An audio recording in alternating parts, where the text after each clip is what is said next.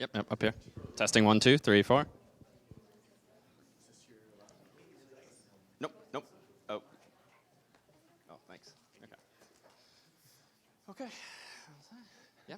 All right. Hello, world, and welcome to CS50's first ever prep and practice for technical interviews. So this event is born of a suggestion from our friends at Quora. Indeed, CS50's own Tommy McWilliam and colleagues, where Tommy was one of our former head teaching fellows here at CS50, reached out to us to propose that we try to better prepare the undergraduates and the population here in computer science more generally for technical interviews. And indeed, this does seem to be a need insofar as you might be particularly well academically prepared coming out of courses like 50, 51, 61, 121, 124, and the like.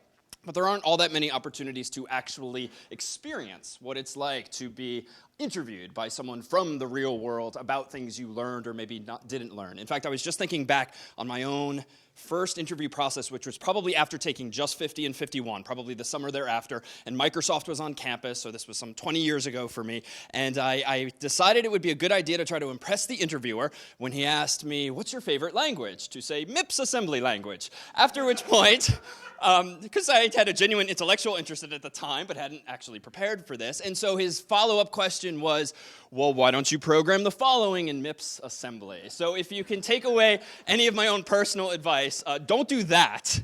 But these guys are much more qualified than I to introduce you to the real world of interviewing, since to this day I've never actually been trained for technical interviews. So without further ado, allow me to introduce one of our best, one of our most famous, one of our favorite former head teaching fellows, CS50's own Tommy McWilliam.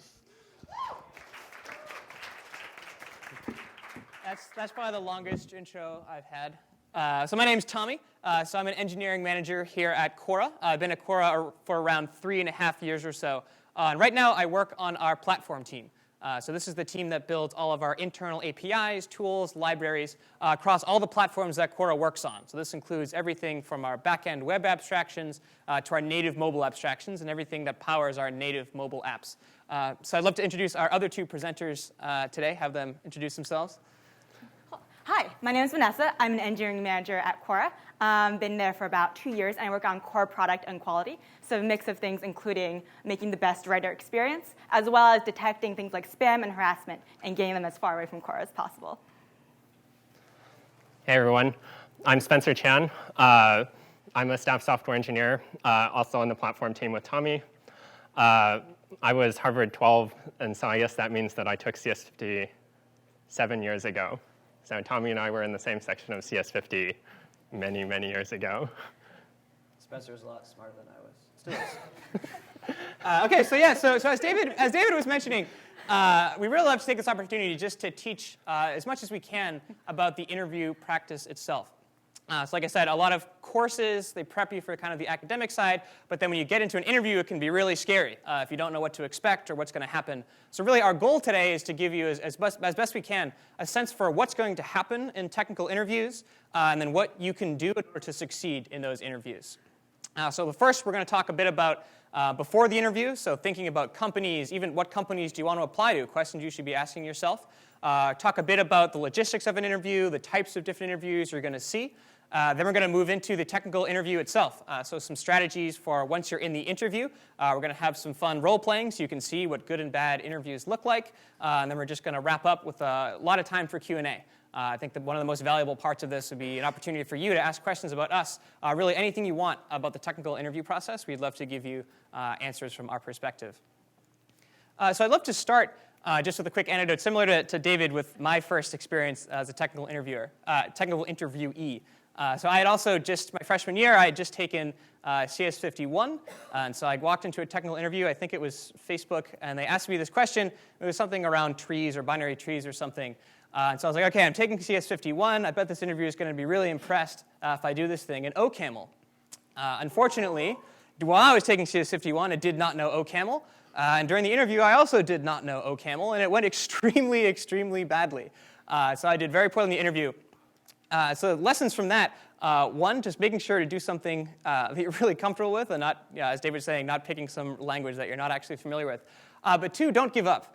Everyone's first technical interview experience might be pretty bad. Mine was terrible. And it's really important that don't stop trying to technical interview You'll get better with a lot of practice. The more practice you do, naturally, the better you're going to get. So really don't get discouraged if you come out of an interview with a company, and like I did, you get totally wrecked. So first, I would just love to talk about choosing companies.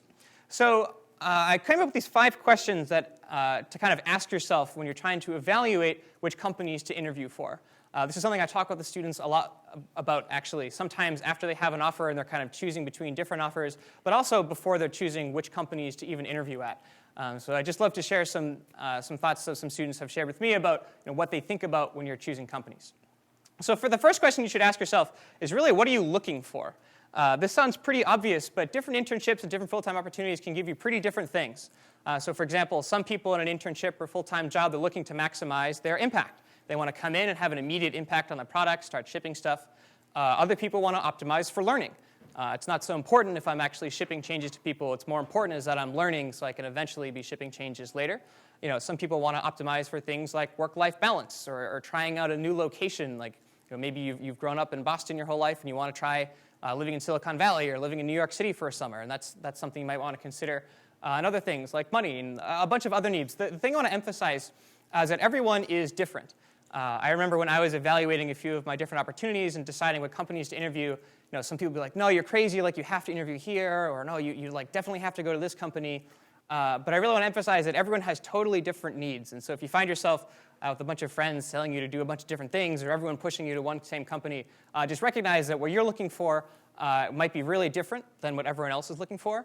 But the important thing is you need to first figure out what it is you're looking for.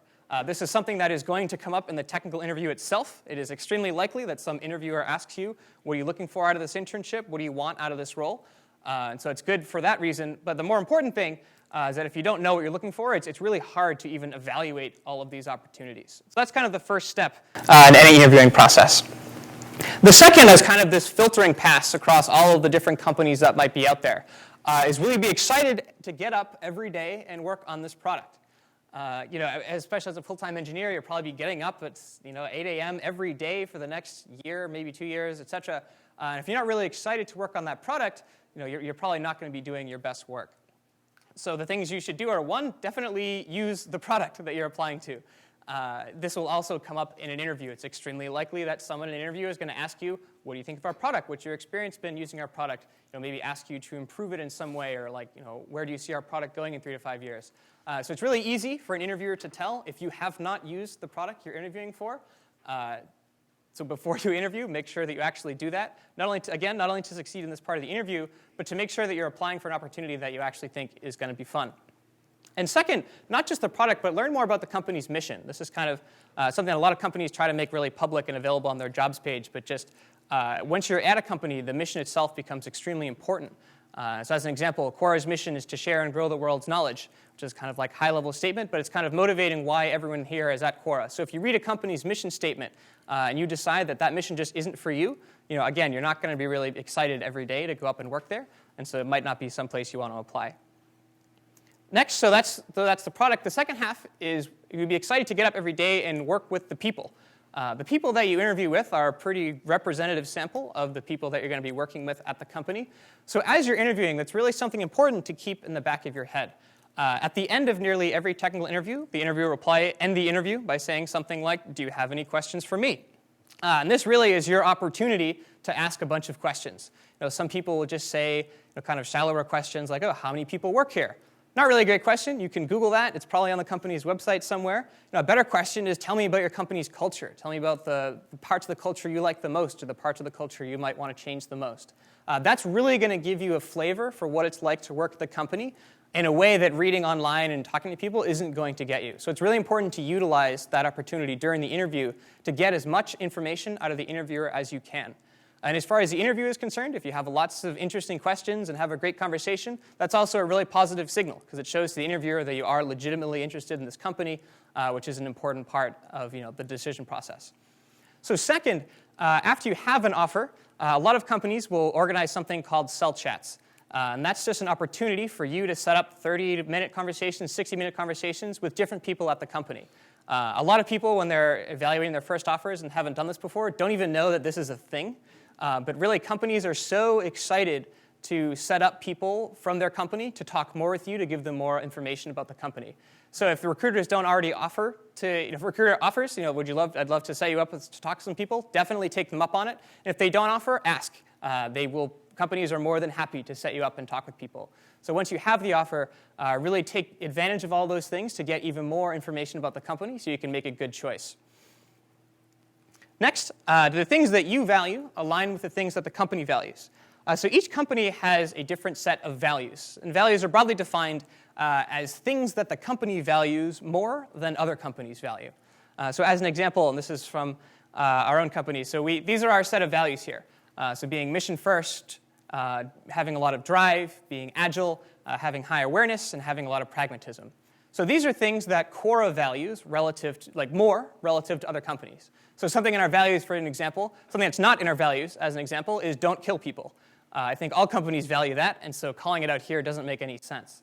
And so as you're looking around at different careers pages, most companies will make this really available. Like, check out what each company's values are and think about what are the things that you value. Do you value working in an environment where everyone is really driven, or an environment where everyone is really pragmatic and highly rational thinking? If that appeals to you, then that company might appeal to you. But if you're reading these values and thinking, wow, this is kind of different than the way that I think, or I don't really, how I work doesn't really align with this, then that company might not also be a good fit for you. So really thinking about the values is a good signal for a company.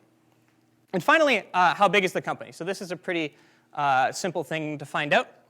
But this is a chart from Dustin Moskovitz, who's running Asana now. It kind of breaks down these companies into three categories. The first is a super small startup where everyone's really just focusing on getting a product out, shipping as fast as they possibly can.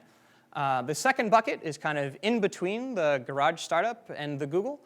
So kind of, in between where the product is fleshed out, it has a lot of users, but there's still a lot of unsolved problems and a lot of uncertainty in the future. And then finally, the big, public corporations. And so we talked a little bit at the beginning about different things that you might value or things that you'd want to get out of your internship. And so this is a quick breakdown of how size can help you do those things. So as a simple example, I think agency is a good one to focus on. So agency, by agency, we mean a kind of autonomy and independence. So in a super small company, you're going to have a ton of agency. We don't have, that company doesn't really have time to be telling you what you need to do. It's up to you to take your own initiative, be really proactive, or you're just not going to succeed in that small environment.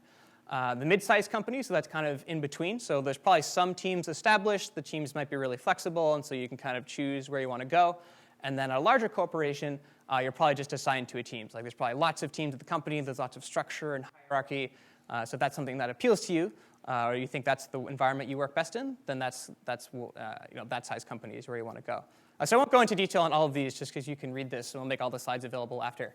But there's a lot comes with the size of a company. And again, different things appeal to different people. I remember when I was applying to jobs, I would read a lot on Twitter, and everything on Twitter in Silicon Valley would be like, you have to join a small company. If you don't, you're stupid. Don't buy any of that. Everyone is completely different. Everyone has completely different wants and needs and things they're looking to get out of a job. So don't listen to people who tell you, you need to join a big company first. You need to join a small company first. Think about what it is you're looking for and what it is each of these opportunities is going to provide. Yeah? Could you just elaborate on XYZ University? Yeah, so the mentorship one?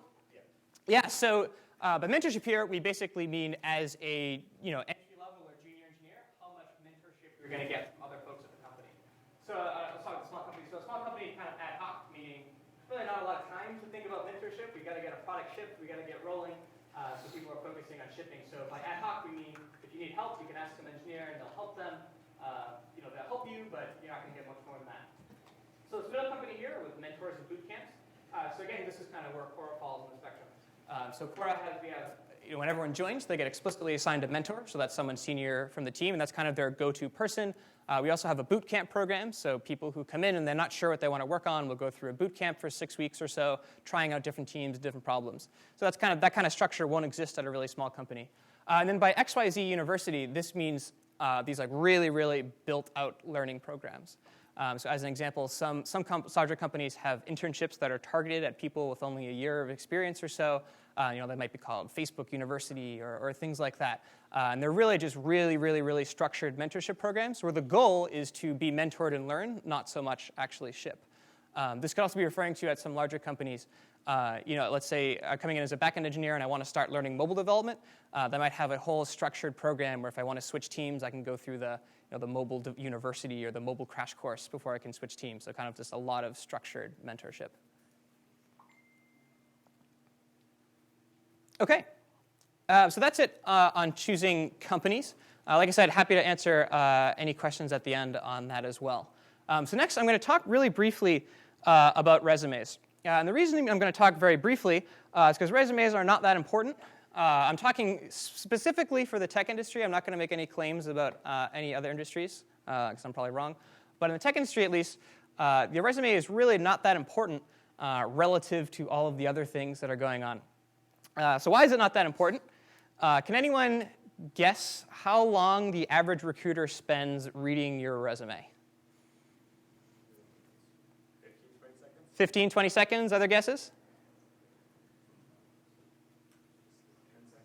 10 seconds? Yeah, so that's about right. I'm going to be really generous here and say the absolute max is something like 30 seconds. And the reason being, there's so much volume of applications coming in. There's so many other signals that we can get, like different technical challenges, that this is the absolute upper bound on how much time a recruiter is going to spend reading your resume. So that said, I just want to go through a couple of resume rules, kind of things where I review resumes a lot, and so things that these are all the things I wish people did when they submitted a resume. So here we go. So the first is 1 page. There are no exceptions to this rule. Your resume is 1 page. If you need more than 1 page, you don't. There is no reason to submit more than 1 page, so just please don't. I don't care how much experience you have. Some of the best engineers I've ever interviewed with years and years of experience have 1-page resumes, especially if you're just coming out of school. You do not need more than that. Second, make it really easy to skim. Like I said, recruiters are coming into this saying, OK, I'm about to spend about 15, 30 seconds reading this. If you give me a super dense thing where I can't see where you've worked or how long you've worked there or what you did, I'm probably just not going to read it. Assume that the recruiter is not going to go out of their way to parse your resume. So make it as easy as you possibly can for recruiters to scan your resume and easily see what you've done and what your impact there was. Third, contact information should be the easiest thing to find. I've seen plenty of resumes where the email address or something was buried in the middle of the resume or wasn't on there at all, which is crazy. Your goal of the resume is for the recruiter to contact you and schedule something with you, so absolutely make your contact information really easy to find.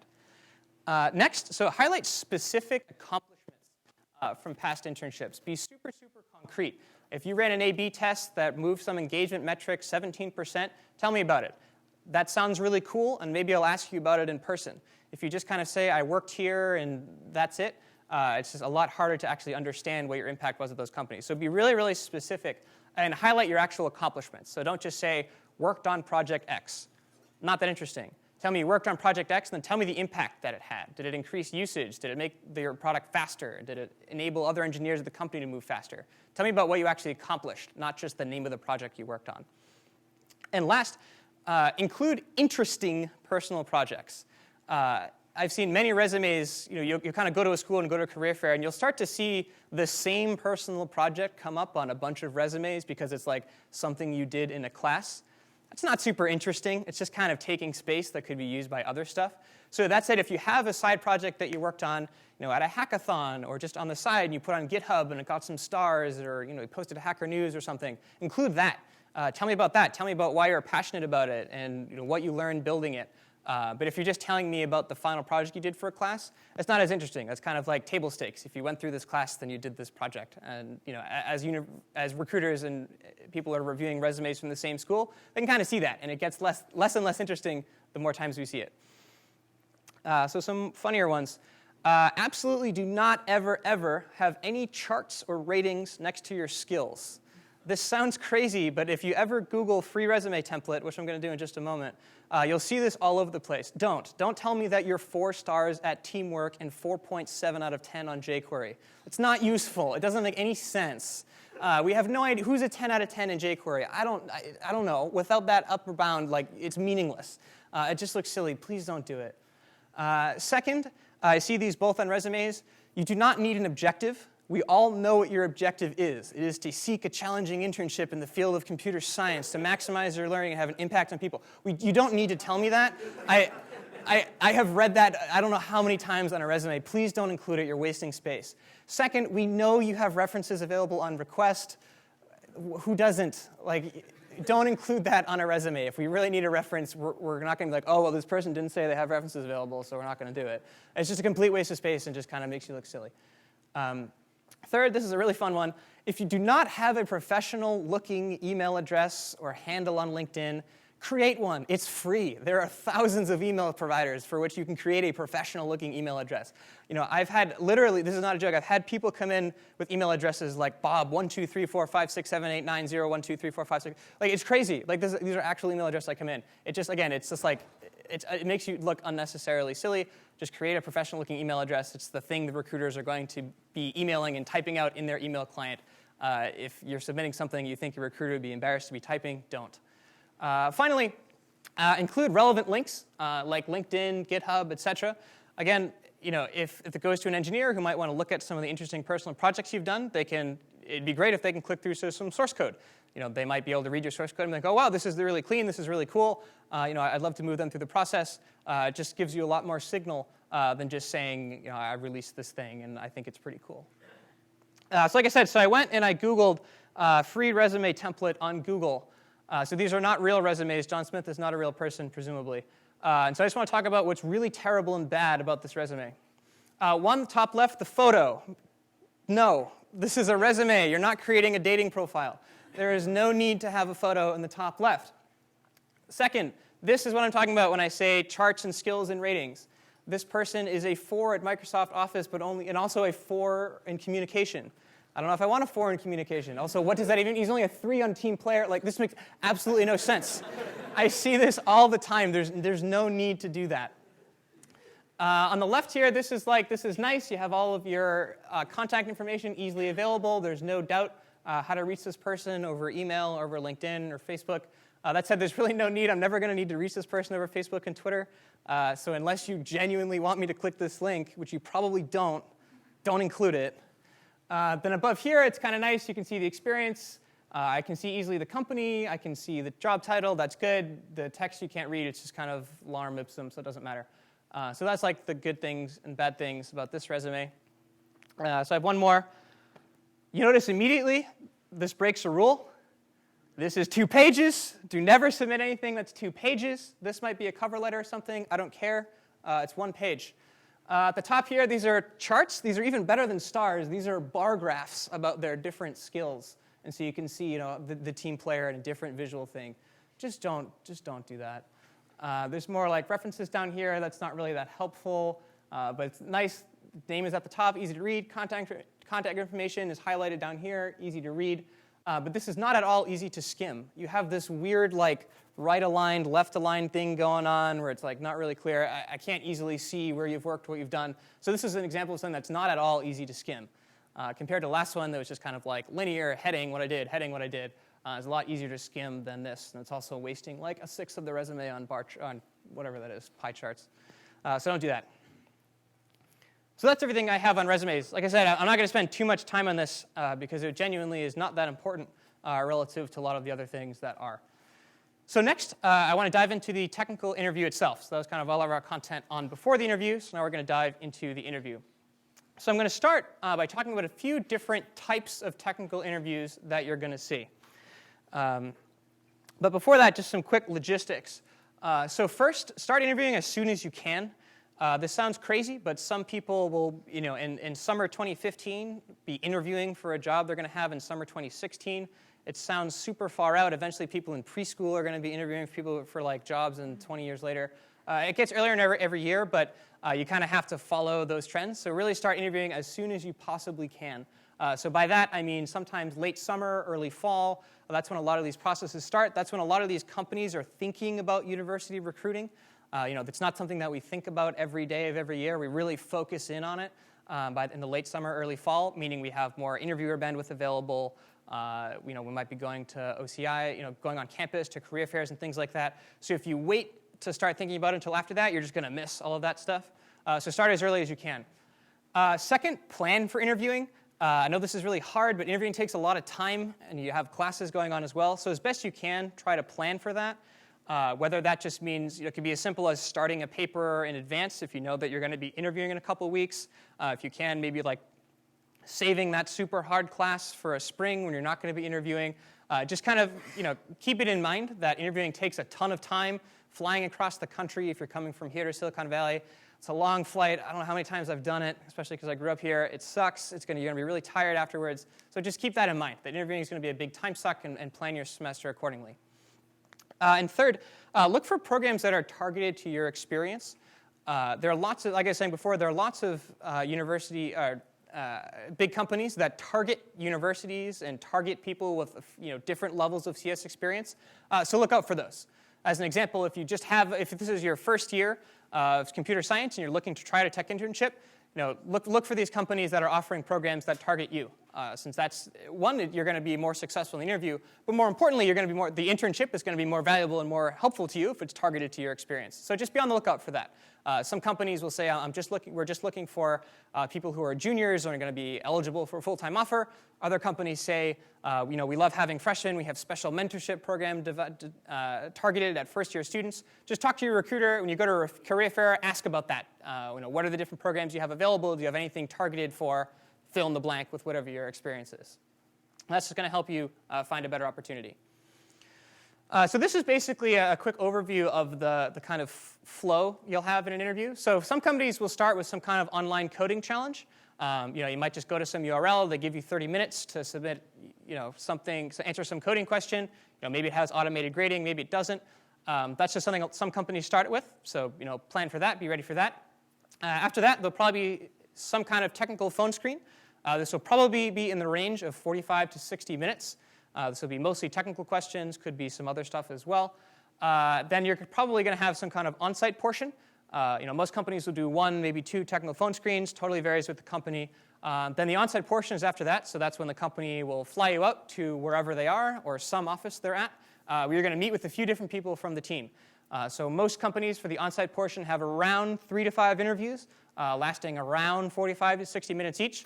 So this is basically a full day ahead of you for interviewing, so get ready for that. Some of the people you might meet with might primarily likely engineers if you're pursuing an engineering internship, but it's also likely you might talk to someone from the design team or from the product management team or the data science team, or depending on what the company looks like and the role that you're applying for, you might just be prepared to meet with other people who are not engineers, in case that's like something you weren't prepared for. Then after that, then the offer will come out. And then we jump into that kind of cell chat phase where it's up to you to get as much information as you can about the company, talk to different people. That's a really important part. Again, that a lot of people don't even know exists. So that's kind of the logistical overview. So here are the 5 broad types of interviews you might encounter. So I'm going to go into each one of these in detail. So the first is the algorithms interview. This is probably the most common one, something that you should be the most prepared for. So this is the one that we're going to focus in on much later, but just to give a quick overview first. So here in algorithms, problems are about getting the algorithm right, much more than actually coding it. So a lot of times these are problems where the actual code is pretty straightforward.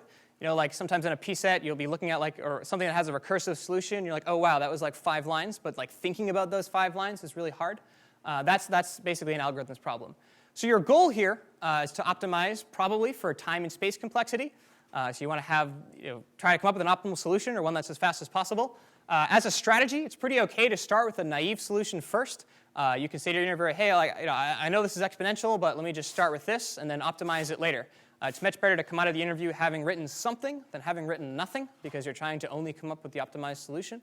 And on these types of problems, if the solution seems too complicated, it probably is.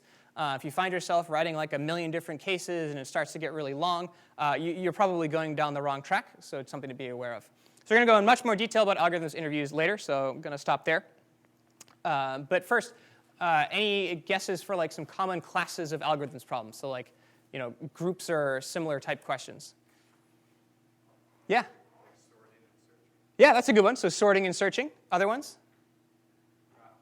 Yep, graphs. Recursion, definitely.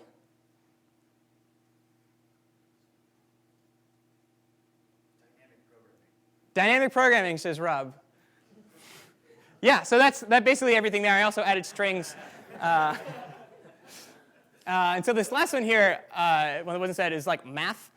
This is like my kryptonite because I don't know math. But so these are more solutions that are more like math-oriented and might have like a constant time solution because it's some equation or something. But broadly, these are like common classes of algorithms problems. And so here are just some quick tools for solving these types of problems. So data structures like arrays, linked lists, hash tables. Just like be aware that those are kind of tools in your toolbox that you might want to think about for these types of problems. Shortest path algorithms are really helpful. Sometimes a problem that looks nothing like a graph problem actually is a graph problem, and then you can just create a graph out of whatever the problem is, and then you just run your standard graph search on it, and it's great. These are really nice because they're all, if you can reduce it to the same problem, then you're just kind of good to go. Also, all the built-in string methods, just kind of be aware of the different things that exist in the language you're using. And memoization. A lot of times there's some problem with an exponential time solution, and then there's like some crazy dynamic programming thing you can do, or you can just memorize it and you get the same result. So just like be aware that that's a tool that you can use. So next up is coding, which sounds similar to algorithms, but the difference here is that often the problem here is simple, but the implementation is a lot more complex, equally correct. So here, this is probably you're writing more code, you're less concerned about runtime, and you're more concerned about code quality. So things to think about here is decomposing problems correctly and constantly thinking to yourself, can you make the problem even simpler? We'll go into a little bit more detail on this later, but just having a good familiarity with the language you're using can help a lot. So next is the practical. So the practical is an interview where instead of being given a problem and kind of a blank slate, you're going to be given some existing code base. And this code base might be huge, on the order of like hundreds of files or tens of thousands of lines of code. And the interview is, make some change to this system. And this is really different than a question that starts off with a blank slate and you starting from scratch. The reason being there's so much you need to understand in order to make any progress. So your goal in this interview is not so much about writing code. It's more about understanding how different pieces of the code base fit together. So it's entirely possible that you'll spend more time actually reading code than actually writing code.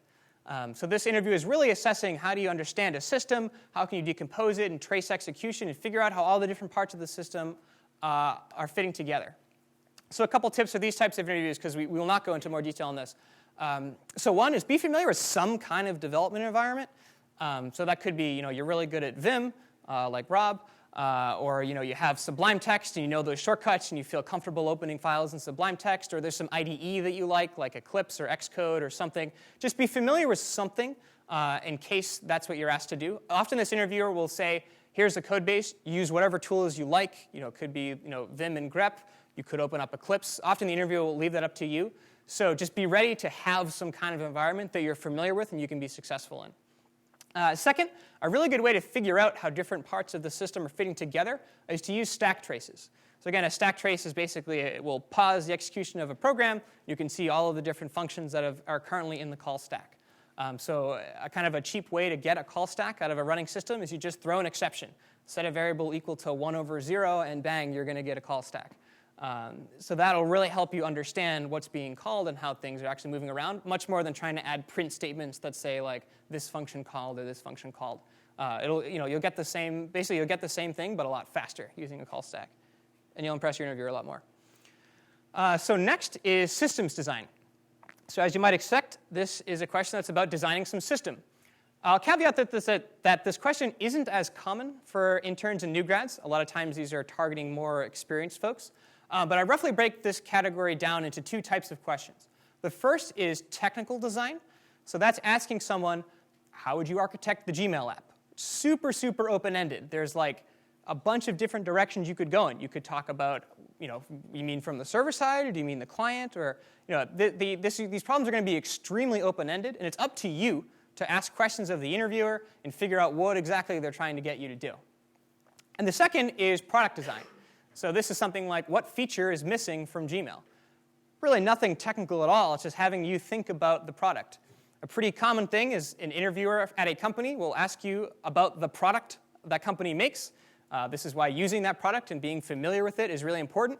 Because if we ask you about what would you change about Quora and you've never used Quora, good luck. So some tips for this one. So first is understand all of the constraints of the system. So they're going to be so open-ended that it's up to you to dig out What are the performance constraints? Does this need to scale? What types of queries are going to be run? Just really try to go from the super open-ended question to something that's a bit more constrained, and you understand kind of the rules of the game that you're operating in. And all of these, by the way, apply to both technical systems design and product systems design. So second is be aware of any assumption you make. In fact, try to state those assumptions out loud as you make them. So as an example, how would I architect the Gmail app? You could say, I assume you mean the mobile app, or I assume you mean on iOS. And just make that really clear, because if you start going down a path where you're kind of have this assumption in your head that, oh yeah, it's the mobile Gmail app, but the interviewer is like, what are they talking about? What about the web? And you haven't stated that assumption, you're just going to lose each other, and that's not going to be good. Next, think about the consequences of every decision you make. As an example, on a technical design, you might make some, a thing in an API or design some API endpoint. That's in effect going to have some consequences. Like maybe it makes certain types of queries easy and others more hard or harder. Hello. So just think about the consequences of every decision you make. And along the same lines, challenge your own ideas. Every time you make a decision and you think about the consequences, try to break it yourself. If you don't try to break it, the interviewer is probably going to try to break it. So it's even better if you try to do it yourself. So think about when any decision you're going to make, when's it going to fail, when's it going to break. Challenge your own ideas, because that's going to get you to an even better end result. And finally, think about future-proofing. Is this something that's going to, as an example of when it's going to break, does it break as more people are using it? What if more developers are using the abstraction? Things like that. Just really thinking about the future and scalability and all those buzzwords. So finally, the interview at the end is probably a culture interview. And so what do I mean by culture? Broadly, this is how do your values, as we were talking before, align with the values of the company. So again, it's really going to depend on what the company's values are. That's going to determine what exactly the interviewer is looking for out of this interview. Interviewers are often going to get indirect signal here. They're not going to ask you, company values A, B, and C. What do you value? Is it A, B, and C? Because then you just say, oh yeah, of course it is. That doesn't make any sense. So this interview is more about talking about your past experiences as a mechanism to get signal. So broadly, this is broken down into two categories, looking back and looking forward. So by looking back, that's about your past internships and projects. So before you go into any technical interview, think about this, your past internship or a past project or past class. Be ready to talk about it in detail. So some specific things to be ready to talk about. What went well and what didn't. Presumably, everything didn't go perfectly and you made some mistakes. It's really great to talk about what mistakes you made as long as you learn from them. And you can talk about what you took away from various experiences. Another common question is, what were the hardest challenges you faced? Being able to talk about during an internship, you solved some really hard technical problem, or there's some organizational thing that was hard to deal with. And finally, what would you have done differently? Having gone through an internship and with the benefit of hindsight, what did you wish you had done differently? Maybe you wished you had been more vocal about getting onto some project, or you wish you had talked to your mentor more, or something like that. Because that really gives the interviewer a signal on what do you value and how are you learning from different experiences you've had, and how is that going to translate to your performance at the internship. And the next is kind of looking forward, so less about your past experience and more about your experience at the company you're applying for. So as a really simple one, why this company? We talked at the beginning about how choosing companies and all the different things you can think about, so this one should be really easy if you've actually thought about why you want to apply to different companies. Again, if an interviewer says, why do you work in this company? And the answer is something like, I don't know, it's cool. Or I don't know, I had a friend here, I like that person. Those are not good answers, because then doesn't signal to the interviewer that you really care about the mission and the product. So next, what do you want to work on? This again goes back to what we were talking about before, but maybe you've done a bunch of back end and you want to try out front end. Or maybe you're super excited about mobile and you want to continue doing mobile stuff. But give the interviewer a sense for what it is you want to do, since eventually you're going to need to be on some team anyway. Next, your short-term and long-term goals. So again, looking for what you're looking out of it. If you want to learn some specific skill or you want to eventually go into some other industry, how does this internship fit into your long plan? A lot of people applying for internships and new grads haven't even thought at all about where their career is going. No one expects you to have this 10-year plan. But the more introspective and reflective you can be about where do you want to be in your career, the better that you can engage with the interviewer on these types of questions. And then finally, what are important parts of a culture to you? Like, what does your ideal working environment look like? What are things that happen and don't happen? Are good ways to figure out if basically what you're thinking aligns with what the company's thinking. So some tips here. So one, just take a lot of time to reflect. Think about genuinely, what does your ideal day look like? Are you in meetings? Are you helping people? Are you heads down coding? Are you doing architecture reviews? There's a whole bunch of stuff you could be doing. Think about what your perfect day looks like. Second, avoid being overly negative about past internships. Even if you just had some past internship and you absolutely hated it, don't vent to your interviewer about how bad it was or how much you didn't like your manager or something like that. It just comes off really badly. The interviewer is probably thinking to themselves, oh, what if they have a bad internship at this company? What are they then going to say to other people? So it really reflects bad on you if you're talking really negatively about your past experience. And a lot of companies will put you under a non-disclosure agreement. So it makes some of these questions kind of hard to answer, like what did you work on? It's totally OK. Just tell the interviewer. Say, sorry, I can't answer that. I'm kind of under a non-disclosure, so it's hard for me to talk about that. That's totally OK. No interviewer is going to ding you or be upset if you can't talk about something. But if you don't say that up front, you're kind of like beating around the bush with questions. The interviewer is going to be like, oh, this is kind of strange. The communication here is not great. That's negative signal. But if you're just up front, you avoid all that altogether. OK, so I'm going to hand it over to Spencer to talk about prepping for interviews. Thanks, Tommy. Hey, so just like your classes at Harvard, there's sort of two approaches to preparing for interviews, right? Like at Harvard, you can either go to the lectures and watch the lecture videos, or you can study the night before. But it turns out that if it's going to be a hard exam and you really want to get an A, you actually probably want to do both of those.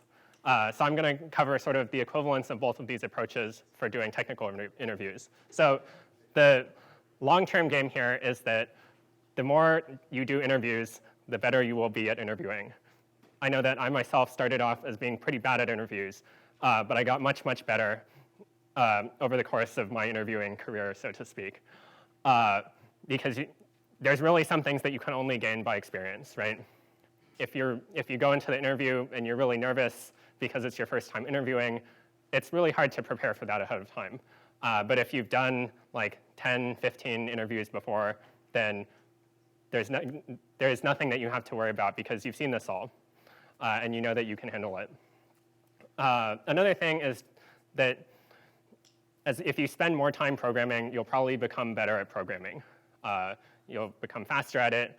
You'll become faster at seeing bugs in your own code. You'll become better at not writing bugs in the first place. And you'll become better at seeing the solutions to problems. And then my third advice for long-term prep is to take CS124, or 125, I guess, which also exists now. Basically, as Tommy mentioned, as a new grad, you're probably going to see a lot of algorithmic and coding interviews. And 124 is the algorithms class. So it makes sense that knowing a lot of the material in that class would give you a leg up on other people who haven't taken that class. So what can you do in the short term to prepare for interviews? So the first thing is practice the basics. So I know that when I went into my first interviews, I thought, oh, well, I've taken all these CS classes, I've done side projects, I should be able to do all of these simple things in interviews that I've actually done in real life. But it turns out that I didn't, because it's really hard. Interviews are a very different situation than real-world programming, right? You're under a lot of pressure. You have a time limit. There's someone watching you. And it's really easy to just sort of not be able to do things that you would expect yourself to be able to do. So it's really good to, before you are going to do an interview, to choose your language of choice and just memorize. How do you define a class? How do you insert and remove things from a linked list? How do you do breadth-first search or depth-first search on a tree? How do you create an array? How do you sort an array? How do you use a hash table? All of these things that seem super simple, if you're just sort of blanking on these in the middle of an algo coding interview, that's just distracting you from doing the actual task that you're trying to do. So as you get more familiar with these things, basically, you can worry less about doing the basics during the interview and worry more about solving the actual challenge before you. So basically, as you do practice problems from your friends, from the internet, from a book, or from past interviews, be sure to look for common things that you should expect to have to do in an interview and just get those down cold, like muscle memory. It'll just be one less thing to stress out about during the interview itself. The other thing is that once you've got the basics handled, is to practice a wide variety of problems. One way to think about algorithmic interviews is that you have to sort of think of all the possible things that you could be doing, think of which ones actually are going to be useful for this problem, and decide which one of those approaches is the best one. And if you don't know about how to do a graph traversal, for example, and that actually turns out to be the best solution, it's going to be pretty hard for you to ace that interview. So one good way to sort of build your toolbox is to find practice programming questions on a variety of topics. So everything from recursion, dynamic programming, learn to do complexity analysis on various things that you write, know the complexity properties of the built-in language functions that you're using, know how to sort of recurse down trees, know how to traverse trees, know how to do the same things with graphs, et cetera. And also learn a variety of data structures. So do you know what a heap is? Do you know what a stack is? What are they? When would you want to use both? That way, when you see a problem where these might be applicable, you can say, oh, I can think of 3 ways to do this. Now I just have to choose the best one. It's a lot easier than just sort of looking at this problem and totally blanking. Another thing to think about is thinking about which approaches are similar to each other. For example, a binary search tree and a sorted array on which you can do binary search are going to be pretty similar for a lot of problems. So for some of them, if you're actually going to be required to implement the whole thing, you might want to actually just use a sorted array instead of trying to implement an entire binary search tree during your interview. But similarly, there are other situations where a binary search tree is actually what you want to do. And knowing that those 2 things are related so that when you think of one, you'll also think of the other is another good way to sort of prepare yourself for these sorts of algorithmic interviews. Basically, it'll just give you more ideas for how to approach these problems. Cool. Now Vanessa's going to talk about the anatomy of the interview. Cool. So now that we've talked a little bit about how we're going to prep for interviews, let's talk about what's going to transpire in these 45 to 60 minutes when you're actually in the interview. So first off, you're probably going to have some introductions. I think I probably had one interview where the interviewer just kind of walked into the room and started talking about a problem immediately, and that kind of took me off guard. But most of the time, you're going to get to introduce yourself, and the interviewer is going to introduce him or herself. They might also ask you a little bit about something that's on your resume. So you should make sure that anything that you've put on your resume, you are prepared to talk about. If you tried to spice up your internship project to make it sound more impressive than it was, you might be asked about that, so be careful. Finally, keep it short. This is not supposed to be the main portion of your technical interview. Unless this is a culture-oriented interview, this is not going to be something you want to spend a ton of time talking about. So be direct when you answer your interview's questions. You don't want to be rambling on about your entire life history and how you started, knowing you wanted to program at the age of 5 if we didn't ask about it, and we just really want to get to the meat of the technical interview. Next up, of course, what you're waiting for, the technical problems. This is going to be the majority of the interview. And Tommy talked a little bit about why we do algorithm coding problems.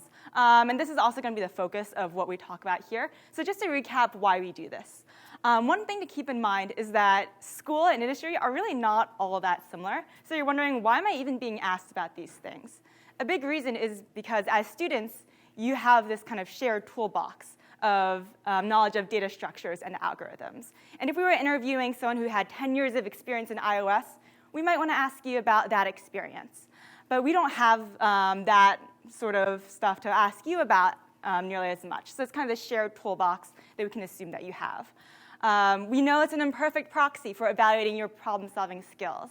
And just knowing that this is the reason why we're asking these problems, and not because we expect you to be an algorithms guru on the job, is going to help you approach these interviews the right way. So what to expect during this part of the interview? You're going to get at least one coding problem, probably focusing on data structures and algorithms. Don't read too much into the sheer number of problems that you're being asked. Maybe you have this one problem with a lot of follow-ups and it's a really hard problem. Or maybe you sped through 3 easier problems. Don't read too much into whether that says anything about your performance. But you can expect at least one of these questions. Once you get asked these questions, there's going to be a number of things you're expected to do. For instance, you might be expected to explain your approach or some alternative approaches that you're thinking about and why they're going to correctly get you the right output for the problem. You're going to be asked to analyze space and or time complexity, so basically justifying why your solution is efficient. Of course, you're going to be asked to write clean code. It might be on an editor, or you might be expected to do this on a whiteboard, and usually in the language of your choice. At Quora, we do ask you to just pick whatever language is what you're most comfortable coding in, though certain companies who have specific language requirements might ask you to use a certain language, so keep an eye out for that.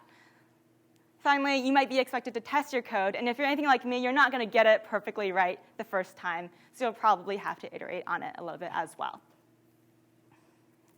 So before I get into some tips here, we thought, what better way to demonstrate some of this than with a mock interview with a little bit of role play. So I needed a random volunteer to be interviewed, and graciously, Tommy offered to be that random interviewee. So come on up, Tommy. You got a coder pad? Yeah. Cool. Now we're going to switch to something that we use at Quora called CoderPad, which is basically an editor where you can select a number of different languages of your choice and get to write it up, and it's much nicer than having to write on a whiteboard. So I'm going to skip straight to the technical portion of this. I'm not going to go through some of the resume or intro stuff. So whenever you're ready, Tommy. Ready. Cool. So let's say I am giving you an integer n, and I'd like you to give me the nth Fibonacci number in binary. OK.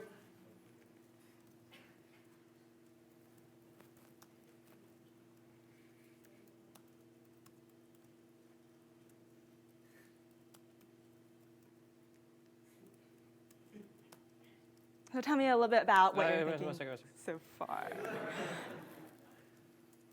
question. Yep. So during the coding part, does it always go like this? That like one person is typing and then two just looks at it? So let's freeze on that question. We'll get to that in a sec. Resume.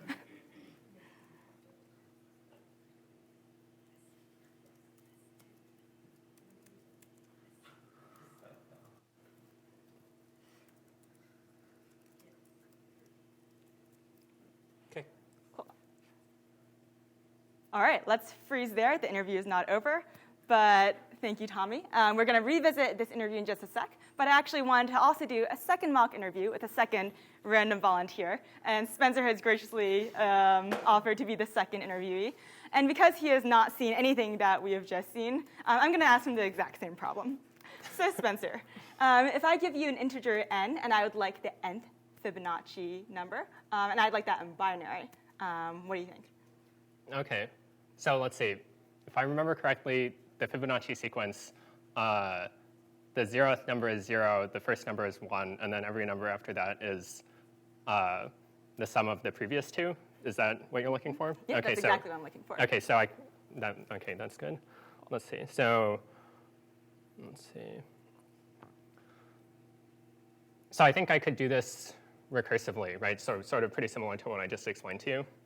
I think that would be pretty simple to write, but I think that because the last line, each number being the sum of the previous two, that would sort of create this like 2 to the n size called tree. So the time complexity would be 2 to the n. I see. That's probably going to be too slow. So one common thing we can do for these sorts of things is memorize them. So if we just remember them, then we deduplicate all of the extra calls that we would be making with the same arguments. So then basically, once we've deduplicated all of those, then we're left of O of n calls that actually go through and don't hit the memoization. And so it'll be O of n complexity, but also O of n space, because we'll need to store all of the numbers in the memoization array or whatever we're going to use. Gotcha. So another thing we could do is actually, instead of memoizing, we could just have two variables, because we only actually need to ever look at the last two ones. So you could just have two variables, and we could iterate all the way from 0 to our target number and sort of rotate the numbers between those two variables. That would give us constant space complexity. We would still have O of n time complexity. How does that sound to you? Gotcha. Cool. Let's start coding it up. OK, awesome. Let's see.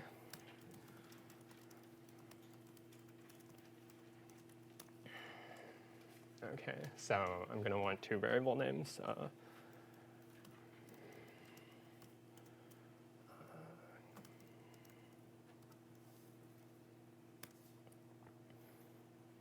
Let's see. Okay, so I'll start off with the current number being 1, because if I started off with the current number being 0, it's not obvious to me what the previous number would be.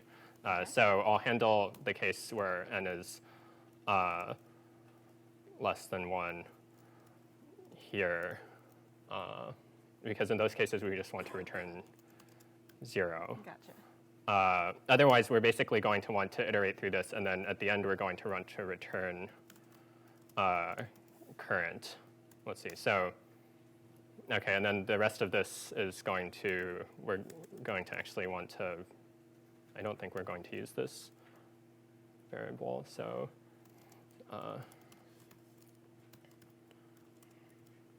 let's see. Okay, so first we need to calculate the next thing, because we need both of the existing values to do that. So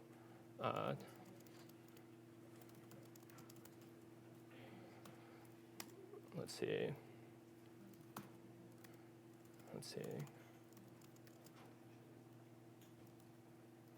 I know.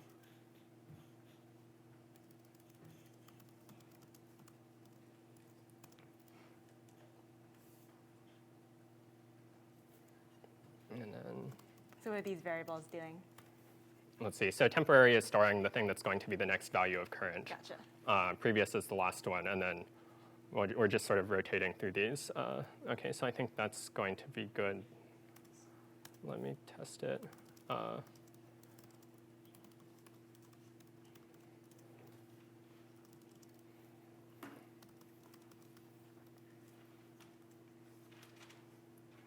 Let's see. Okay. Yeah, that looks correct to me. Does that look correct to you? Yeah, and as a reminder, we also want the output to be in binary. Okay. Well, we'll get to that in a minute. Okay, cool. Let's freeze this interview as well. So we're also not done. But let's actually recap what was different between Tommy's interview and Spencer's interview. So let's jump back quickly to the code that Tommy gave us. Who thinks Tommy was doing really well in this interview? Any takers? Sorry, Tommy. I don't think it's looking good for you. Who thinks Spencer is on a good path in his interview? Okay, a lot more hands. What was the difference? What were some of the differences you all saw between what Spencer did and what Tommy did? Yep. Communication, absolutely. Presents a couple of different options and then evaluates the pros and cons of each one. Exactly. So he talked about multiple approaches. He didn't just do the first one he thought of, and then talked about why certain approaches were better than other approaches.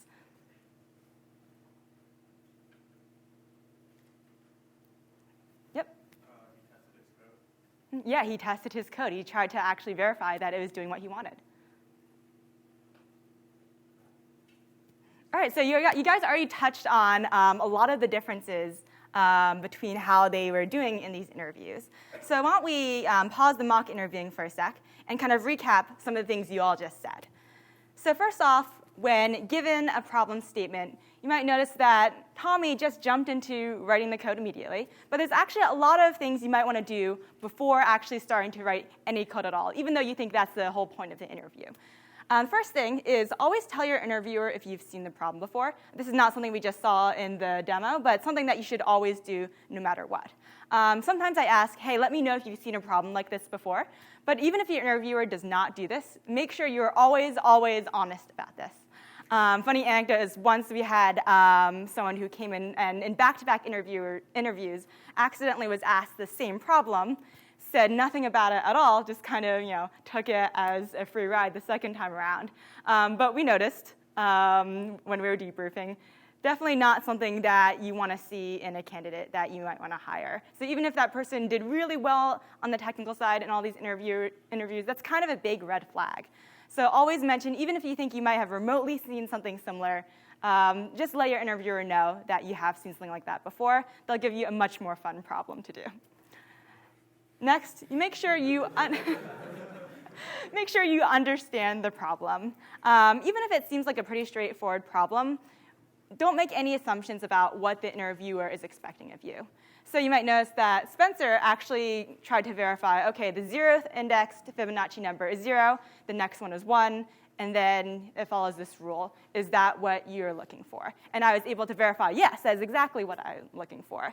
That allows you to make sure that you don't go down this long path of implementing something for 15 minutes just to realize that that's not exactly what the interviewer had in mind. So asking clarifying questions about that is really important. One way to actually verify this is that you can come up with a test input and ask the interviewer, is this what you would have expected as the output? And this is before you've even written any code, just making sure you're on the same page. Next, once you know what the problem is, you want to brainstorm some approaches. So as we saw, Spencer spent some time naming a bunch of approaches. First, he mentioned a recursive approach. He mentioned some of the pros and cons of that. Then he talked about an iterative approach. And then he finally talked about a similar approach that used less space than the one before that. Talking through multiple approaches will help you make sure you don't just dive into the first thing that you can come up with. It also helps with getting your mindset out verbally where your interviewer can understand what's going on. So I've written up here, your process is way more important than your output. And that's true. You might think that you want to just get the right answer. And maybe Tommy was doing just that, getting the right answer. But the process of how you got there is a lot more important. So there's a lot of ways you can do this. You can draw diagrams, write out test cases, or walk through verbally some of the things you have in mind. At a very high level, even before you start coding, you want to talk about what your full approach might look like end to end. Next, of course, you want to write the code. And I wrote again, your process is more important to your output. This is exactly what was on the previous slide because this is so important. Communicating your progress really clearly, out loud, over communicating if you must, is really important to make sure the interviewer is exactly on the same page as you. So we had a question earlier, hey, is this normal if the interviewer asks a question and the interviewee just kind of sits silently and starts writing code? Well, believe it or not, this does happen a lot, but you don't want this to happen. You can make sure that you're communicating really thoroughly so that the interviewer isn't just lost following you as you silently type along. Next, code quality does matter. So not only should your answer be correct, it should be understandable. So you want to break up your logic into helper functions where it's appropriate. As Spencer will talk about later, this is useful not just for understandability, but for debugging. You want to have good code quality in terms of what you name your variables. So if you name them foobar and baz, if you give everything a one-letter variable name, it's not going to be really readable. And that's also not something we want to see in engineers working in industry. Finally, a quick note is that you might be writing code on a whiteboard, and understandably, you're going to be a little bit slower doing this. So if you're worried about having to write out really long variable names that are descriptive, just make sure you have an explicit conversation with your interviewer about this. So you might say, hey, I would have named this something else, but is it OK if I use this abbreviation for this variable name? And they might be OK with that, given that you're on a whiteboard. All right, so let's finish up our mock interviews, starting with Tommy.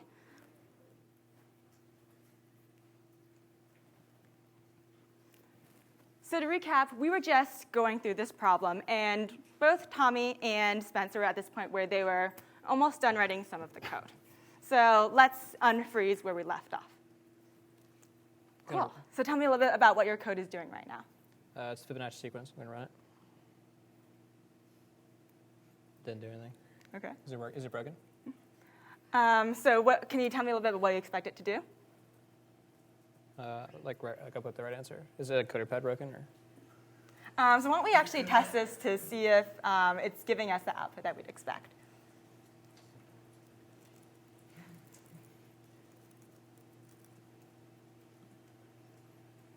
Is that right? So what do you think the right answer should be? 11. OK. Could you explain why you think the right answer should be 11? It's like, I don't know. It's probably 11. OK. It's like binary. It's like both ones. OK. So let's just make sure we're on the same page about what the Fibonacci sequence is. So what would you expect, say, the first 5 numbers to be? Okay, really want me to. 1, 2, 5. Okay. Yep. Cool. Yeah, so just as a quick clarification, I actually expected the first number to be 0. So like the 0th Fibonacci number is 0, and the second is 1. And then every number after that is the sum of the previous 2 numbers in this sequence. I think it starts at 1. Okay, look, just for the purposes of this problem, can we assume that starts at 0? Okay.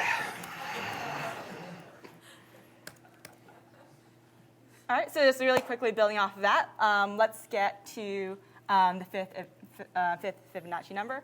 And you had put in a print f of 5, is that correct?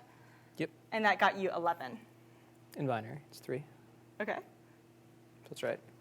cool. Why don't we try another test case as well? Which one? Let's try 2. Okay, does that match what we're looking for? No. All right, give me a sec.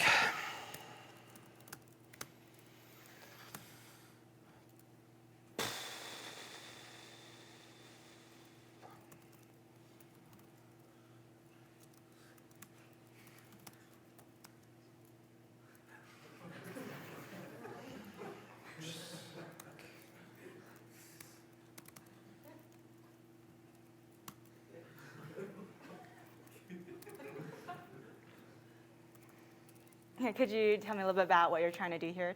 I'm just trying to fix it.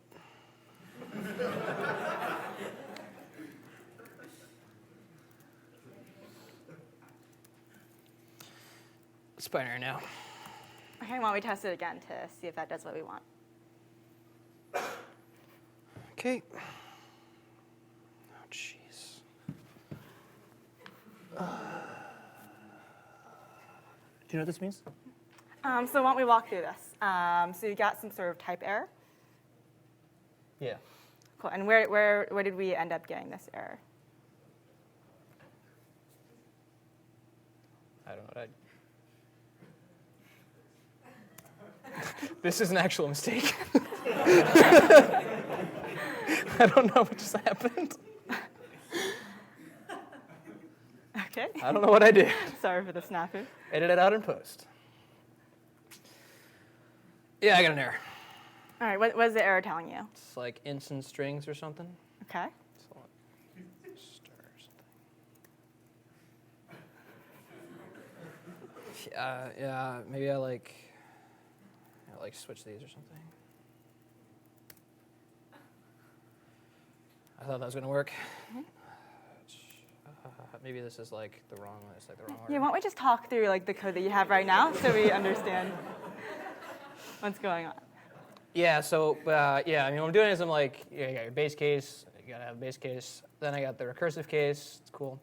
Then I just like go right to binary. So yeah, I don't know. Okay, freeze. So now we're gonna leave. We're gonna go back to where Spencer left off and finish that interview. Okay, cool. So it looks like we have the Fibonacci part handled. So now I think I just have to write a function that converts stuff to binary. Okay. Let's see, so how do I do that? Okay, so I'm going to collect the digits in a list and join them together at the end for string concatenation performance reasons. Do you want me Okay. to go in more into that, or is that? I think I understand what Okay, your cool. process is. Let's see, so. Okay, so let's see.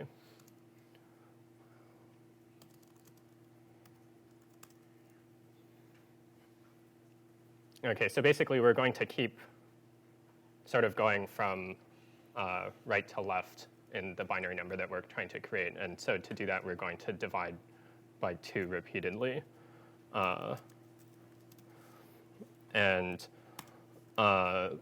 Okay, so each digit that we want to add to this number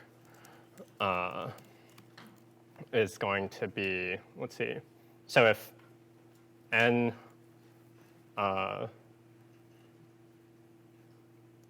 bitwise ands with 1,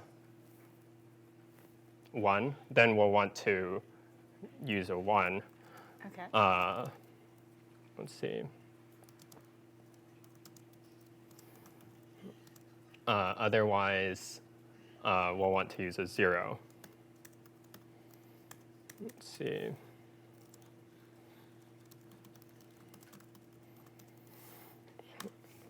Okay, so let's see.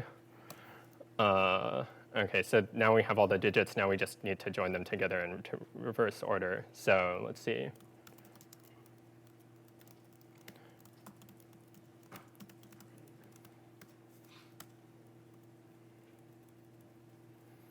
Okay, so I think that's good. And then, oh, guys, stop it.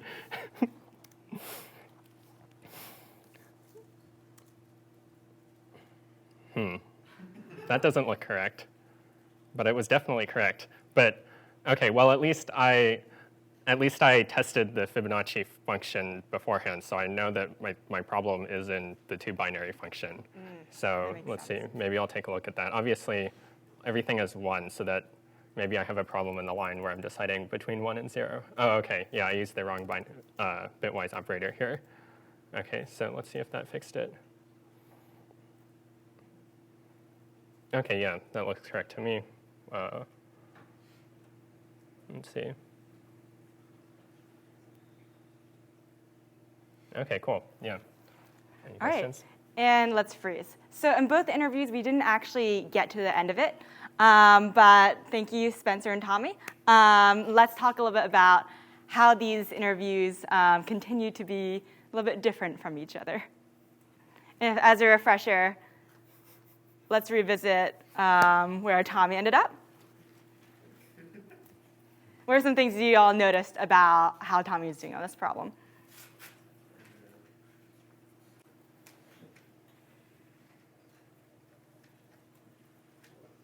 Any observations about the differences between these 2 interviews? Yep. He was quick to give up, so as soon as he ran into problems, kind of showed that he didn't really want to continue with the interview. Yeah, he kind of looked like he was giving up. He acted all frustrated and said, I don't know what's wrong with this. Some say to try to do the binary part before getting to the Fibonacci part work. Yeah, so he didn't take the 2 parts of the problem and try to test them separately. What else? You can shout it out too.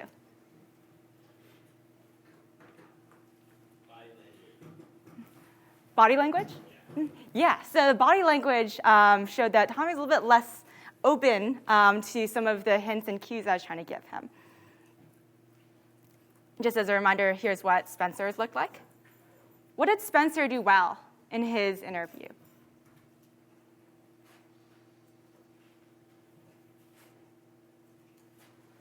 Did Spencer do anything well? Yes. He separated out different functions. Okay, yeah, he's had 2 different functions. Why was that useful? So you could easily tell which part was not working. Exactly. So he used that to determine that one part seemed like it was working, but he knew where to identify where the problem was. Cool. So with that, I'm going to hand it off back to Spencer. He's going to talk a little bit more about debugging and testing your code based on some of the mock interview experiences that we just had. Yeah, so basically when you're coding on a computer, like with CoderPad, for example, where you can run your code, you have this dilemma. So on one hand, it's actually really hard to get your code to run correctly the first time for anything that's non-trivial. On the other hand, if you test every line of your code as you write it, then you just kind of look ridiculous. Your goal is to convince your interviewer that you really know what you're doing. And this does not give the impression that you're very confident in your coding ability. So a good balance is to break your code into helper functions and test them as you develop them. And if you get to the end and you have a bug, it turns out you have a similar dilemma. So on one hand, you don't want to just stare at your code and try and stare it into submission to make it work. But on the other hand, you don't want to just add +1 -1, or add some extra random code everywhere and rerun it repeatedly without explaining what you're doing or really even thinking about what you're doing. So a good balance here is to run your code when you think it'll actually help you debug something. Basically, you want to have a systematic approach and divide and conquer your way to find the bug, right? When you initially start knowing that there's a bug, sort of the search space is all of the code that you've written so far. Anything you can do to sort of divide that and rule out certain areas that you know are correct will help you have to search less code to actually find the actual error. Yeah, so putting in print statements, all of these sorts of things are good ways to divide and conquer. So not all companies use computer-based coding interviews. Some have more whiteboard-focused interviews. This is pretty different than coding on a computer. So you should ask which one you are going to be presented with.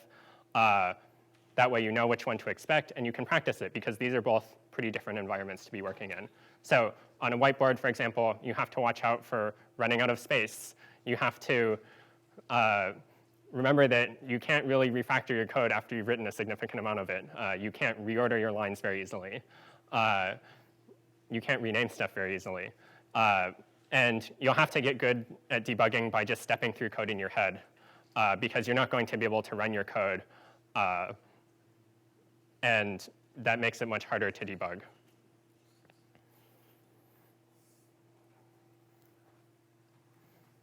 Cool, thanks, Spencer. And now we're going to close out with some final tips and reminders on what we've just seen here. So just want to really reiterate that it's better to over-communicate than under-communicate when in doubt. If you under-communicate, you might be preventing your interviewer from getting some valuable context on what's going on in your head. Along those lines, make sure you're listening to your interviewer for hints and cues. So we've all been on the other side of the table. We know that you're nervous. We know that it's just like a really tough experience, and we're kind of rooting for you to be successful. So that means that we'll be trying to kind of nudge you in the right direction, give you hints to make sure you don't get stuck somewhere, so we can get the most signal out of the interview as well. So an example of this is how a couple of times when Tommy started his part of the interview, he was kind of silently typing. I mentioned, hey, could you tell me a little bit about what your thought process is right now? He really shut down that queue, really closed himself off to letting me help him through the interview. And that also prevented him from getting as far through the problem as Spencer did. Another good example of this is, I think a really common thing is that you might be thinking about the problem kind of obsessively trying to make sure you get the most optimal solution. And of course, getting an optimal solution is great. But sometimes we might give you a hint like, hey, why don't we start coding up what you've thought of so far, and maybe we can iterate on this later. That means, as a hint or a cue, that we might just want to make sure we have some time to write some code. And even if you didn't get the perfect solution, we were still able to let you show off your technical chops in the coding portion of the interview. And that's better than going all the way through the entire interview, kind of stubbornly trying to get the best answer and never getting to code at all. Finally, solving problems well, correctly, writing code that is good, those are all things that are necessary, but they are not sufficient. And that's why to be successful as an interviewee, you have to be thinking about the other things we mentioned, like being overly verbal, communicating what you're thinking, and not just showing what you're doing silently. This is all going to make sure that you and the interviewer are basically on the same team, not just on different sides of the table. And that was the technical portion of the interview. So to recap, we had the intros, the short part. We had the meat of the interview being the technical portion. And you're likely going to get some time to actually ask questions of the interviewer. So this is kind of turning the tables. You could think of this as the reverse interview. And I'm always dumbfounded when people tell me they have no questions, or they already ask all of their questions to other interviewers. if you flew out to a company, came in for some on-site interviews, and after maybe one or two, the third person said, no, I think we've asked you all the questions we have. I think we're done. You'd be really surprised because we want to ask you more questions and get to know you better and get some more signal from you. And it's the same way when you're kind of reverse interviewing us. You have so much you want to know about the company, about the people who work there, to understand whether this is the right fit for you. So you might want to ask all these questions about culture, about growth, about what you'd be working on, to get at all the things that Tommy mentioned about the things you care about and where you want to work. And if you don't do that, you're really giving up your chance to be the interviewer in this situation. Great. So finally, there's the aftermath. What happens after the interview? Well, maybe you don't think you did well. Maybe you think you aced it. If you're anything like me, you're not actually that good at self-evaluating from interviews, and you shouldn't beat yourself up over what you think to be a good or bad interview performance. Understand that this is just one interview. It doesn't say anything about who you are and your ability as a potential engineer. In fact, there is an interviewing tool that wrote a blog post, at the company they wrote a blog post about some of the data they found from all the people who use their platform. And they found that there was a super high variance in the ratings that any one person got. And often it would be trending upwards over time. In fact, they found that people who had some of the lowest average ratings, they got these lowest average ratings not because they were just consistently bad and that's it. It's because they quit after they had the first few low ratings. And other people with the same low ratings in the beginning practiced and got better and ended up doing really well later on in their interviews. So that really shows that the more you practice, the better you can do. And the first few, maybe if you have one bad interview, if you have 5, don't be hard on yourself. Don't get discouraged. Just think of it as practice for the next time. Great.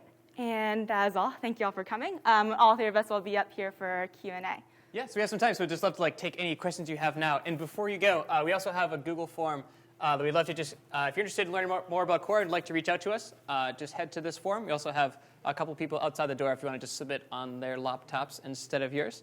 But yeah, so if you want to do that, and then right now we'd love to take questions since we still have some time. So really, anything you've ever wanted to know about technical interviews that we did not already say, we'd love to talk about it.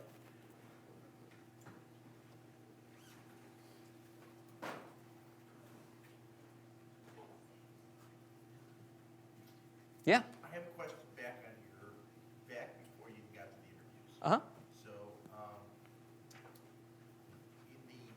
you suggested putting down GitHub on the resume. Yep. Okay? And I'll tell you, I'm in here, I do career development in C. And I'm often talking to the engineering students, telling them to do portfolios. Mm-hmm. Okay? One question is, are portfolios something that you would look for in tech interviews or tech resumes? The second question about that is, on the GitHub, if it's just GitHub, are there any suggestions you would have in order to make the code better, make it clearer for you when you want to get referred to? Yeah, so 2 great questions here. So the first one is around portfolios. I'll answer that first. The question is, does it make sense? When does it make sense to have a portfolio? And when is that something that people who are reading resumes look for? So I think for engineering in particular, like computer science, you can kind of consider GitHub to be your portfolio. If you're primarily doing things like back-end engineering or performance, that things that aren't visual or that might be kind of hard to explain, then just giving a GitHub link, and if you kind of explain what's going on in each repo with like a README or some demos or like an example there, I think that kind of forms your portfolio for you. If you're looking for more of a front-end engineering position or a design position, even like data science visualization, that's when I think a portfolio is even more valuable, since that's when a lot of the work is visual, putting together a portfolio can be really great. So it can be kind of like depending on the type of engineering you're doing, that's when a portfolio comes into play. And then the second question was kind of how do you structure your GitHub or how do you make it stand out? So when an interviewer comes to your GitHub, what do they do with it? So I think there again, making sure that you describe in each repository exactly what you're doing and what the project is. If a recruiter just comes in and clicks a link and it's just like a bunch of source code and it's not really clear what's going on, that's not really useful. It's kind of like, I guess we could read the code here, but I don't really know what this is. So just being really descriptive by providing a README and saying, here's what this project is, here's why I made it, something like that can just like help orient the recruiter or engineer who's looking at your profile. Other questions? We Yeah. mentioned the book earlier, which is pretty popular with practice problems, but like concretely the day before, the night before, the month before, like what's the best thing to do in preparation for an interview once you know it's scheduled? Yeah, so maybe we can all answer this one. I just might have different answers. Sure, yeah. So I think what Spencer talked about with practicing the basics is a really good concrete thing you can do the night before an interview, even maybe on the plane ride to your interview. Just practicing, practice writing a binary search and make sure you have that down cold. Practice, just reviewing basic like standard library methods. Like I used to, before I got on a flight, what I used to do is I was like, okay, I'm going to use Python. That's going to be the language of choice. So I'd load up a few like man pages inside of Python. Like here's all the documentation for all the string methods available, and here's what's inside the math library. So that way I just I have down cold all these things that I don't have to worry about during the interview. So I think that's like night before. So kind of going backwards into like a few days before. I think that's where you just want to be doing as many practice problems as you possibly can. When you do those practice problems, actually do them. It's really tempting to just look at it and be like, oh yeah, write some code in your head and be like, okay, and we look at the answer. Actually sit down and try to simulate the environment. So give yourself 30 minutes. Bring up a Python shell or type code and try to simulate exactly what you'd have in an actual interview environment. So that way, once you're in that in-person interview and there's a time limit and you don't have Google available, you're kind of used to that and you know what that's like. You want to? My approach is pretty similar to Tommy's. I guess one difference is just as a personal preference, I would spend most of the previous day just not thinking about interviews at all, just trying to think about anything other than interviews because I had spent so much time preparing before that day and just wanted to relax and get myself into a good mindset. That said, the day of the interview, I would set aside about half an hour to just kind of go through a problem, actually write up the code, just get myself warmed up. Kind of what Spencer said about knowing the basics and just having that down. Yeah, I definitely agree with what these guys said. I think some things to add on, to sort of first off to what Tommy said about reviewing like the standard library functions and built-in features of the language you're going to use. It also helps to not only know what they are and how to use them, but also like on some rough level how they're implemented or like what performance characteristics you would expect from them. So for example, knowing that like in Python list slicing is probably going to be O of n is like useful to know because then you don't get tripped up by that later during an interview, or knowing that concatenating strings is going to copy them, that sort of thing. And that's pretty easy to just be reading about like the night before your interview or something.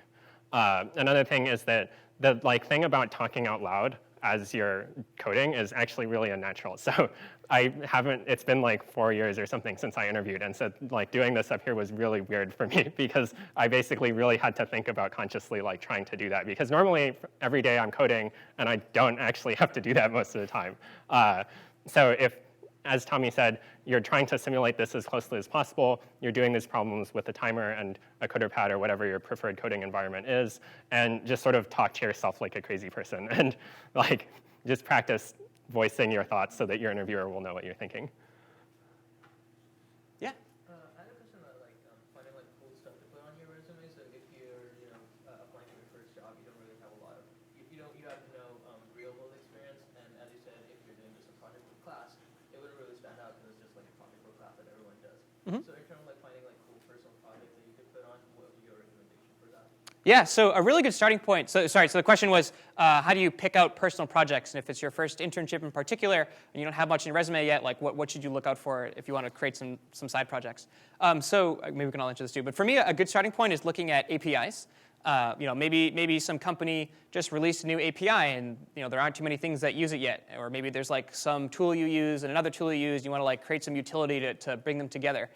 Really looking out for pain points in your own life and trying to solve them. That's one, and then two, just trying to look at the API landscape. As an example, I remember my freshman or sophomore year when I also didn't have that much stuff on my resume yet. That was when Asana released their first API. I was like, oh, this is pretty cool. I want to use Asana from the command line. So I wrote this little Ruby thing that let you create tasks from the command line and look at all your workspaces. And I made a Git integration. And it's just a problem that I wanted to solve myself, and then it ended up getting like a bunch of stars on GitHub, and I didn't do anything. It's just like because I was like using this API, and other people were looking at what are some things on GitHub that are using this API. The like side project got some like stars, which looks good. So I think starting with like those APIs or just like pain points in your life that you'd be interested in writing a small utility to solve are really good. Yeah, I would also add just getting together some friends, maybe going to a hackathon, or even just trying to build something together is way more fun than kind of just trying to sit down and think of like what's the best idea I have in the next 5 minutes. So I really enjoy just getting together with other people who are studying CS or just interested in building stuff and kind of talking through like what sort of ideas we had together. When I was here, I did a program called Hack Harvard. I think actually Spencer and Tommy both did that as well, and that was my first exposure to working on a project in a team. And ever since then, like that kind of exposed me to going to hackathons and things like that and building things on top of that. Yeah, I think doing real-world projects that you're excited about is a great way to actually get experience for these sorts of systems design or product design questions. A lot of the time, like the experience that you have there will help you think of things to say or like trade-offs that you're making because you saw that in real life when you were trying to do this project or when you were trying to make this product succeed that you were building as a side project. Like what did you have engagement problems? Like how did you resolve your engagement problems? Like did you do A/B testing? That sort of thing. And just sort of knowing all about that landscape helps you speak much more fluently in those sorts of interviews.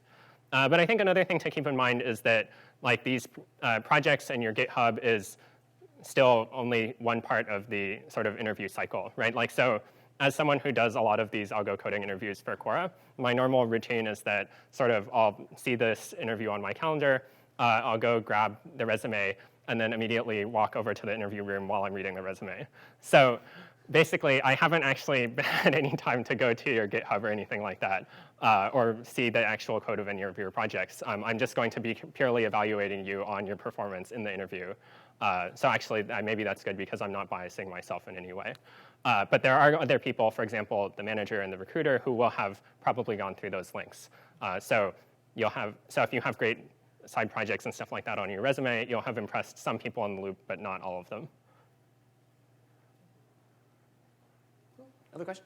What's the timescale for intern applications look like? What's the timescale for, what do you mean by timescale? So you apply, then you receive an interview offer, like what's the timescale? Oh, sure. So basically you're asking what's the time between submitting your application and then getting an offer or not.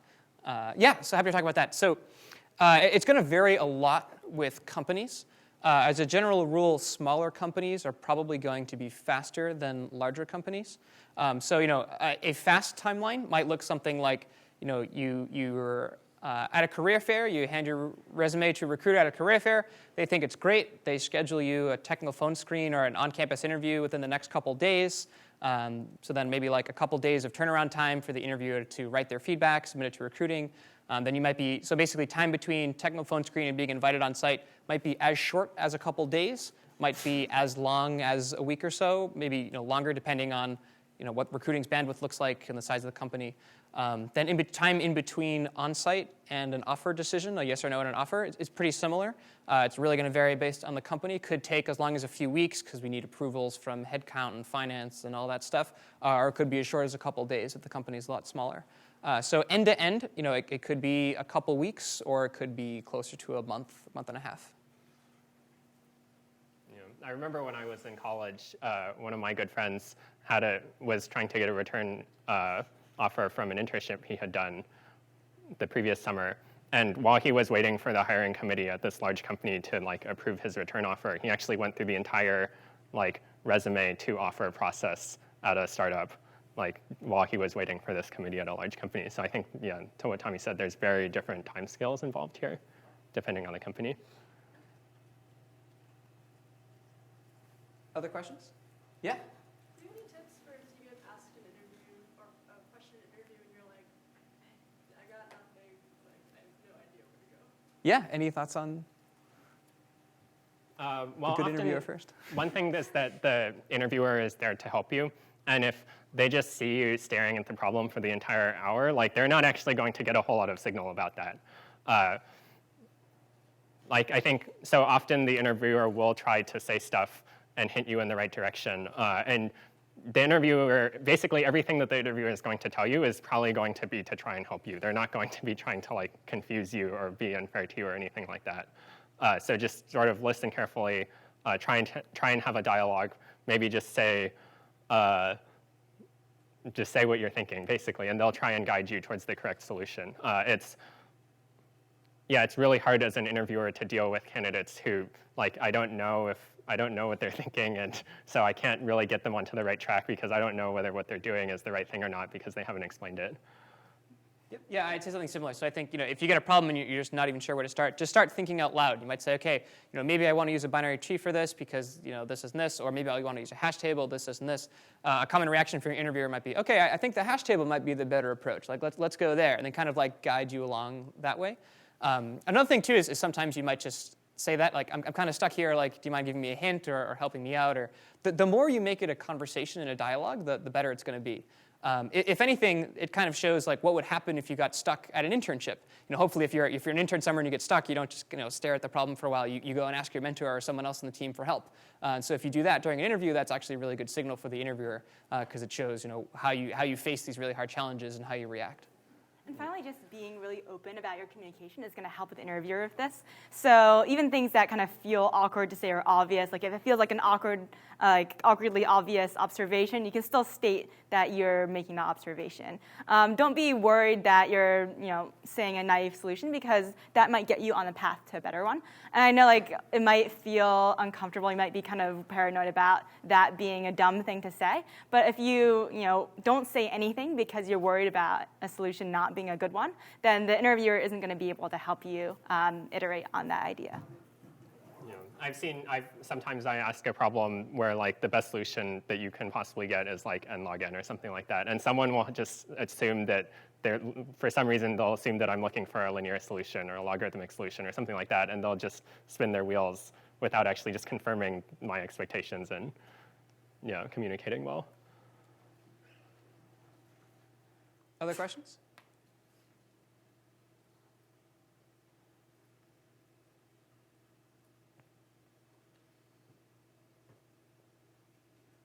Okay, if there are no other questions, then we'll hang out here. We also make sure to submit that form if you're interested in learning more about Quora. It's just cs50.ly/Quora. And then we also have Katie outside if you want to talk to her about any other questions you might have. But thanks so much for coming.